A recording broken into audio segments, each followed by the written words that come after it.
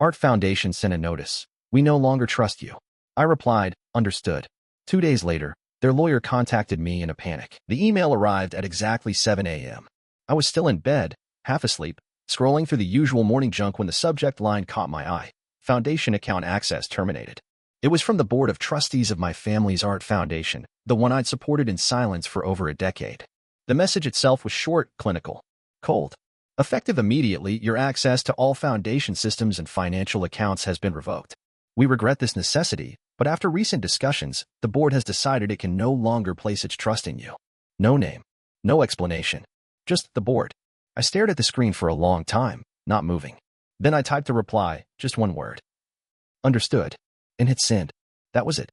No demands, no pleas, no dramatic retorts. Just a quiet end to something I had carried for far too long. I sat up, swung my legs out of bed, and opened my laptop. Logged into the back end of the third-party security and storage service I had personally paid for, month after month, year after year, nearly $5,000 a month, protecting the very art collection they just handed to my younger brother Darren. Without my name. Without a second thought. I clicked through the cancellation screens quickly. Terminated. Effective immediately. By 7:21 a.m., the paintings were no longer protected. No one reached out that day. Or the next. 2 days later, I was in line for coffee when my phone buzzed. Unknown number. A voicemail popped up moments later. The foundation's attorney, his voice sharp and panicked. Vincent, this is Tom Welker. There's a serious issue with the security arrangement for the collection. Please contact us immediately. I didn't listen to the rest. I didn't call back. Let them figure it out. Let them pay for their own walls for once. The funny thing is, I didn't feel angry. Not exactly. It was more like the numbness you get when a cut runs too deep to sting. I had spent years believing I was building trust, earning a seat, proving I belonged. Turns out, I was just writing checks. An investor without equity. The silence that followed was its own kind of satisfaction. They'd taken everything they wanted, my money, my time, my blind loyalty, and assumed I'd still be there, still covering the gaps. But this time, when the gap opened, I let them fall in. And I didn't throw down a rope. Back then, I said yes to everything. Didn't matter if it was late at night, if I had deadlines, if I was flat out broke, if the call came from my family, I answered. And I showed up. Always. Vin, can you help us get a rider on the insurance policy for the Venice exhibit? Yes. Darren needs someone to review his grad school portfolio. Just be honest, but, supportive. Of course. Can you spot us for the conservator invoice this month? We'll pay you back after the gala. No problem. That was me. Vincent Howell. I was the reliable one. The responsible one. The quiet son who never made trouble. I told myself every time I agreed to another little thing, it was a down payment. I was investing in trust, in proximity, and maybe, eventually, finally belonging. I remember one afternoon, I must have been around 30, when my dad called, asking if I could look into framing options for Darren's latest series. Darren was in Amsterdam, doing some fellowship or artist residency, or whatever. I had just finished working a double shift and still said yes. Drove across town to pick up his canvases, paid out of pocket for custom framing, then dropped them at the gallery before sunrise. No one said thank you, but they noticed when I forgot to RSVP for brunch. That pattern held for years. I paid the premiums on the exhibit insurance, hired freelance conservators when deadlines got tight, covered Darren's studio rent once, twice, actually, 3 times. I bought easels, archival boxes, custom crates. I even paid for private art lessons for Darren's kids when they expressed the faintest interest in painting. It was always framed like, you're helping the next generation carry the legacy. And I believed them. I really did. I thought if I showed up enough times, they'd start seeing me as part of the machine, not just the maintenance man. That maybe one day, I'd hear my name mentioned with a little pride. Or gratitude. Then came the plaque. It was on Facebook, a smiling photo of my parents and Darren standing beside a glossy bronze dedication plate at the Foundation's new East Wing. The caption read, "This legacy lives on through Darren's vision." That was it. Darren's vision. No mention of the decade of invoices I had paid.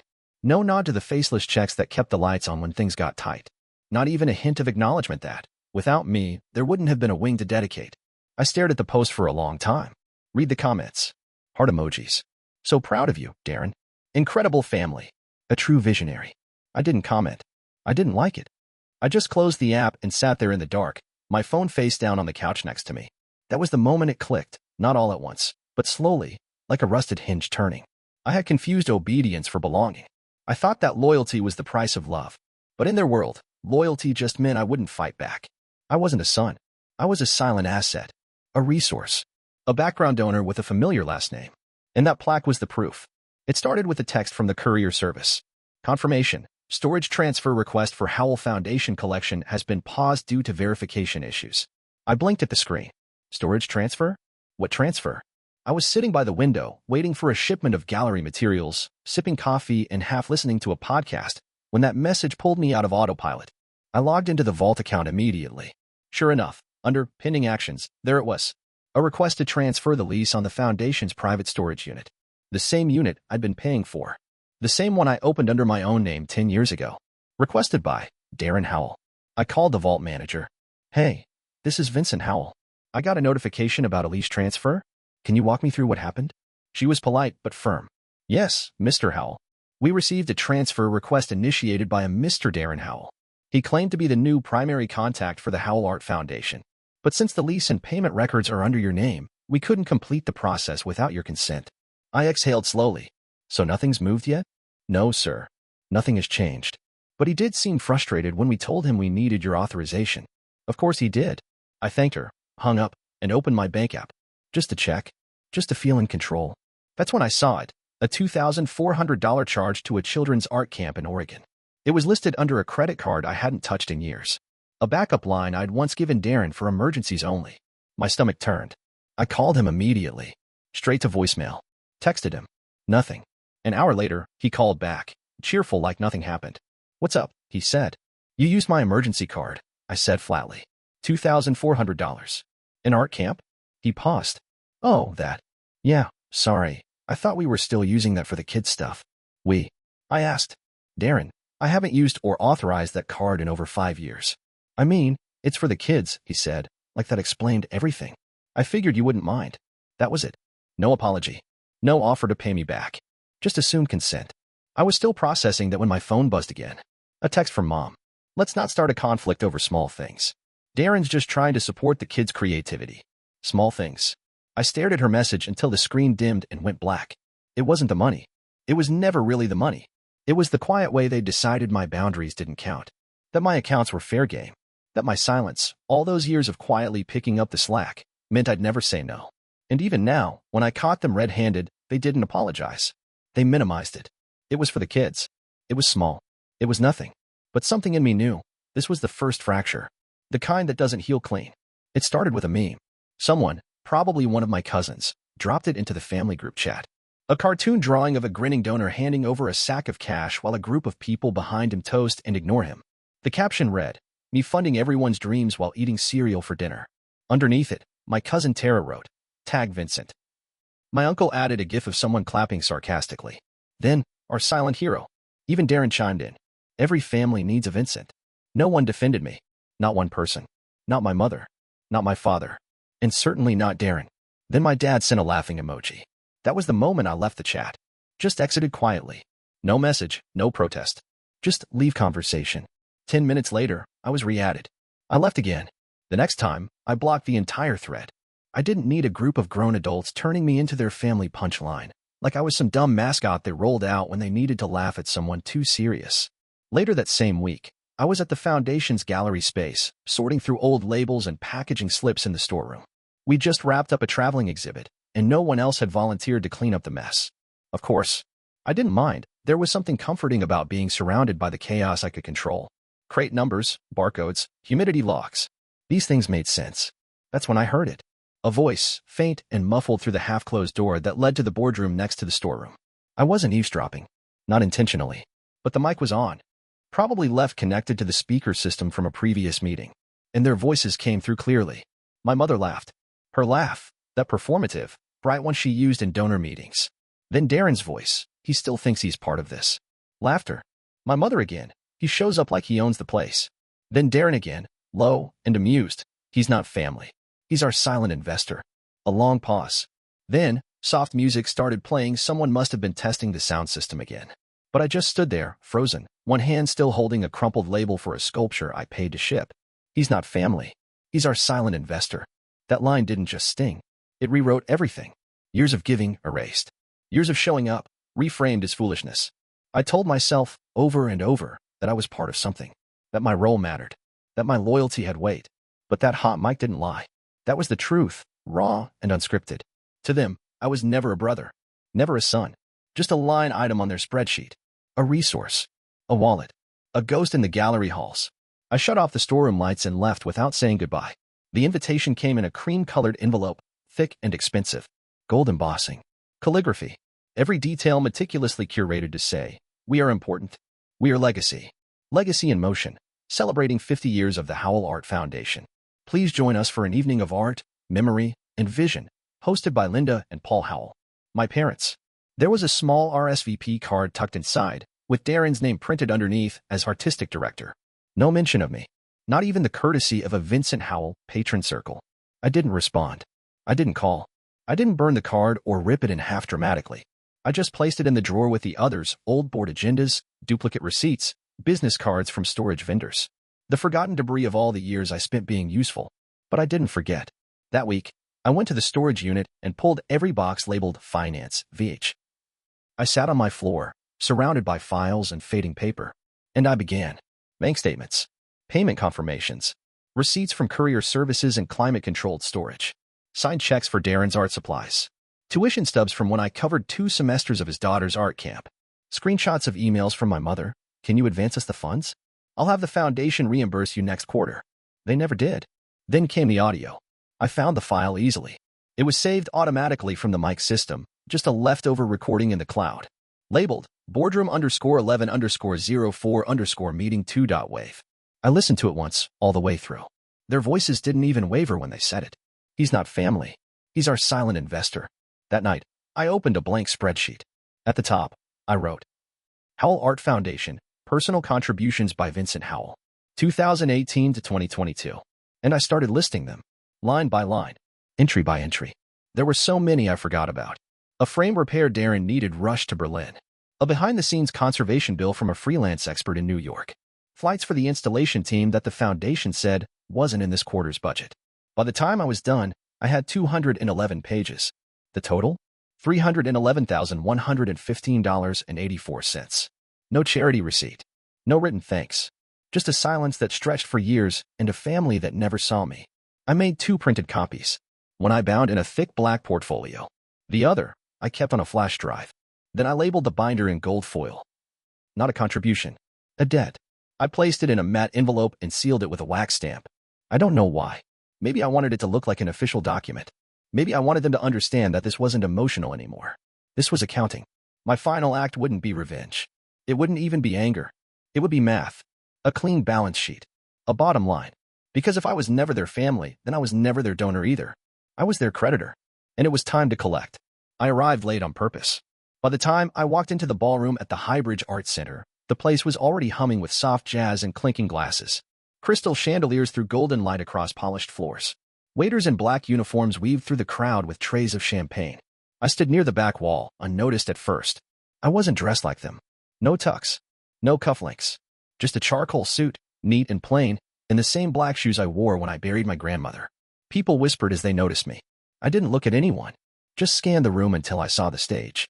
Darren stood at the podium, his arms wide like he was catching invisible praise. This foundation, he said into the mic, was built on sacrifice. On vision. And above all, on family. I felt my fingers tighten around the edge of the envelope I held. Tonight we honor 50 years of art, progress, and legacy, he continued. My parents have built something enduring, and it's an honor to carry that vision forward. The crowd applauded. Some gave a standing ovation. I didn't move. Then my mother stepped up beside him. She took the mic with practiced grace. When Darren was just a boy, she said, smiling sweetly, he used to draw murals in crayon on our basement walls. We always knew there was something special in his hands. And now, look where we are. More applause. She gestured toward him. He is the future of this institution. I stepped forward. No one noticed until I was already halfway to the stage. A few heads turned. A ripple of confusion moved through the guests. I heard my name spoken in hushed voices. Is that Vincent? What's he doing here? I reached the base of the stage, walked up the side steps slowly, deliberately. Darren paused, blinking. My mother's smile faltered. I didn't say a word. I just pulled a small speaker from my pocket, placed it on the podium, and pressed play. Their voices echoed through the ballroom. He still thinks he's part of this. Laughter. He's not family. He's our silent investor. The room went still. You could hear the breathing change. My mother's face drained of color. Darren looked like he'd swallowed glass. I pulled out the binder, black leather, gold stamped. walked to the donation table at the front of the stage, the same one decorated with fresh lilies and a velvet box for pledges. I laid it down carefully, opened it to the first page. Bold letters, a number in clean print. $311,115.84. I turned back to the mic. This isn't a contribution, I said, my voice calm, steady. It's a ledger. For years. 211 pages. I looked out at the crowd. People who had shaken my hand at events. Who had nodded at me like I was just another guest. Some looked ashamed. Some confused. A few just kept sipping their wine. I paid for the lights. The shipping. The framing. The insurance. I paid for his studio, his storage, his staff. I paid for the show you're standing in right now. My father was near the front, frozen. I was told this was a family institution, I continued. But apparently, I was mistaken. I stepped down from the stage and placed the flash drive version of the ledger into the hand of the foundation's lead administrator. This is debt, I said quietly. And I'm collecting. No one moved. I walked out of the ballroom, the echoes of their silence louder than any applause. I had just reached the front steps when I heard the door open behind me. Vincent. I turned slowly. Not to Darren. Not to my parents. To the one voice none of us expected anymore. My grandfather, Alan Howell, stood in the entryway, his cane in one hand, silver hair sharp against his dark suit. I hadn't even known he was coming. Last I'd heard, he was retired in Sarasota, barely attending family events anymore. He walked past the stunned guests like they were furniture, every step measured in quiet. Eyes followed him like they were watching a ghost. Alan Howell, founder emeritus of the Howell Art Foundation. The original patron, the original voice. He stepped onto the stage without asking. Took the mic slowly, like he needed to remember how it felt in his hand. He didn't look at Darren. Didn't look at my mother. Just looked out into the crowd. My name is Alan Howell, he said. And I started this foundation in 1975 in a rented garage with 6 paintings and a borrowed easel. Polite laughter. Hesitant. He raised his hand. I know what this place was. And what it was supposed to be. Not just a platform for one artist. Not just a vanity project. A family trust. A legacy of shared work. Not selfishness. He turned then, slowly, and looked directly at my mother. And when you start cutting people out because they're not shiny enough for your parties, that's not legacy. That's rot. Gasps rippled through the room. Then he looked at Darren. You didn't build this. You inherited it. And you used your brother like a bankroll. You let him carry the weight while you posed for photos. Darren opened his mouth. Nothing came out. And worst of all, my grandfather continued. You mistook silence for consent. He kept the lights on. He funded the shows. And you all laughed behind his back like he was a fool. He pulled a folded document from his jacket pocket and held it up. I want everyone to hear this clearly. As of this week, I have restructured the Howell Trust. Vincent Howell is now the sole trustee and managing director of the foundation's financial assets. Murmurs erupted. People turned to each other. My mother went rigid. Darren stepped forward. You can't do that, he said, voice cracking. You don't have. I built the fund, Alan cut in. I still control its structure. I've waited long enough to see who deserved it. And now I know. He looked at me. Just for a second. Vincent, you were never the silent investor. You were the foundation. He turned back to the crowd, his voice firmer now. Effective immediately, Darren Howell and Linda Howell are disinherited from all decision-making rights. The foundation is under new stewardship. The room was silent. He handed me the document, patted my shoulder once, and stepped down. No music. No applause. Just the sound of truth settling like dust. And for the first time in my life, I felt seen. 2 days later, a call came through to my business line. Unknown number. Manhattan area code. I almost didn't answer. But something told me to pick up. This is Vincent Howell. A clipped voice responded. Professional, rehearsed. Mr. Howell, my name is Olivia Baird. I'm calling on behalf of Wallace and Finch LLP, legal representation for Linda and Darren Howell. There was a pause. I didn't say anything. They would like to resolve this situation quietly, she continued, to avoid further disruption to the foundation and your family's reputation. I stared out my office window at the empty parking lot. A soft rain tapped against the glass. What's the offer? I asked. She didn't hesitate. Full repayment. All documented personal expenditures made toward the Howell Foundation from 2018 to 2022. No admission of wrongdoing. Confidential settlement. I could hear Darren in that sentence. His fingerprints all over the phrasing. No apology. Just a desperate attempt to stop the bleeding. I'll send wiring instructions, I said. You have 72 hours. She hesitated. You're not interested in negotiating terms? I've already made my case. You're calling because you know I won. Another silence. Then, understood. Click. I didn't tell anyone. Not my assistant, not the gallery staff, not even my grandfather. I just went home, made dinner, and slept harder than I had in months. Exactly 72 hours later, the wire landed in my business account. $311,115.84. Memo line. Reimbursement. No admission of fault. I stared at the number. Not because I was surprised, but because it was real now. All those years of quiet sacrifice finally made visible, measurable. I didn't send a thank you. I didn't call them. I didn't forward the confirmation. I didn't post anything online. No cryptic quotes.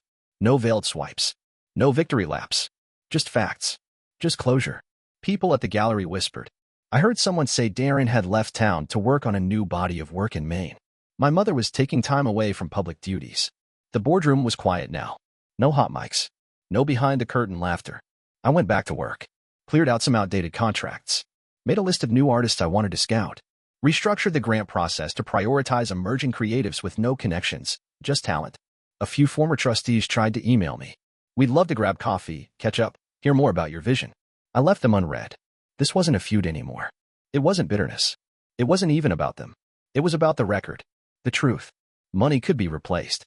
But dignity, once taken, had to be rebuilt, brick by brick. And now, I was the one laying the foundation. My apartment was quiet. The kind of quiet I used to dread. No group chats pinging at all hours. No guilt-laced voicemails about family responsibilities. No sudden requests for wire transfers or small favors. Just silence. The kind that settled in your bones and stayed there, like a coat you finally got used to wearing. I'd moved into a smaller place after everything, just a 2-bedroom in Astoria with clean lines, big windows, and not much furniture. People called it minimalist. I called it mine. The guest room had nothing in it but a small bookshelf and a canvas-covered bench. Someone once asked if I was saving it for visitors. I wasn't. I liked the emptiness. It reminded me that nothing was owed to anyone anymore. Every morning, I made coffee and sat by the window. I'd read. Or not. Sometimes I just watched the street below, the rhythm of normal life. People with dogs. Kids with backpacks. Delivery guys who didn't know my name. They didn't ask anything of me. They didn't call me investor. They didn't joke that I should tag along with the money. They just walked by. A former trustee bumped into me at a gallery opening a few weeks after the settlement. He smiled like we were old friends. How's the family? He asked. I looked at him for a moment, then said simply, which one? He didn't ask again. Sometimes people ask if I'm healed. That word, healed, gets thrown around like a destination. But healing isn't the right word. Not for this. I didn't come out lighter. I came out clearer. I stopped believing pain was the price of inclusion. I stopped measuring my worth in applause I never received. I stopped confusing access with affection. When someone asks about Darren now or about my parents, I don't roll my eyes or launch into some dramatic speech. I just say, we don't talk. And if they press, I shrug. I stopped showing up for people who only noticed me when I disappeared. They usually changed the subject. My grandfather calls sometimes. Not often. Just enough. Once, he said, funny thing, isn't it? You were the only one they couldn't see, and now you're the only one left standing. I didn't know what to say to that. I still don't. I haven't told the full story again. Not since that night. Not to friends. Not to coworkers. Not to strangers at dinner parties who sense there's a bigger story behind my quiet. I don't need to tell it anymore. Because now I live it. Not as a son desperate for a seat. Not as a brother begging for thanks. Not as a donor, a prop, a placeholder. Just a man. A man who kept the records. A man who left the door and never looked back. And for the first time in my life, I don't want back in. I don't want anything at all. Except this. Silence. Ownership. Freedom. And I have it.